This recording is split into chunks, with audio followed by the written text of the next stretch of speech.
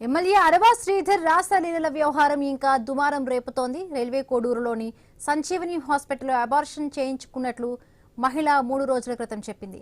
ఆ వ్యాఖ్యలను Sanjeevani hospital doctor Shiva Kishore Yadav ఖండించారు. గత ఏడాది సెప్టెంబర్ 5న తమ హాస్పిటల్కు వచ్చినట్టు రికార్డుల్లో ఉన్నట్లుగా తెలిపారు. ఎలాంటి అబార్షన్ చేయలేదని ధృవీకరించారు. తమ హాస్పిటల్లో భార్యాభర్తల సమ్మతం మేరకు చట్టపరంగా మాత్రమే అబార్షన్ సేవలు చేస్తామని డాక్టర్ శివకిషోర్ తెలిపారు. ఎయిర్ సర్జరీ చేసినా వారి పూర్తి వివరాలు రికార్డు చేశాకే చేస్తామన్నారు. మా హాస్పిటల్లో చాలామంది వస్తూ వెళ్తూ ఉంటారండి. మేము యాజ్ పర్ గవర్నమెంట్ నామ్సే అన్ని రిజిస్టర్స్, అన్ని ఓపీ కానీ ఏదైనా కానీ మందులు కానీ అన్నీ అమ్మడం జరుగుతుంది. అక్కడ మా పైన వచ్చిన ఆరోపణ ఏదంటే మా హాస్పిటల్లో అబార్షన్ చేశామన్న ఆరోపణ వచ్చింది. అది అసత్యం అండి. మేము ఎటువంటి అబార్షన్లు చేయలేదు.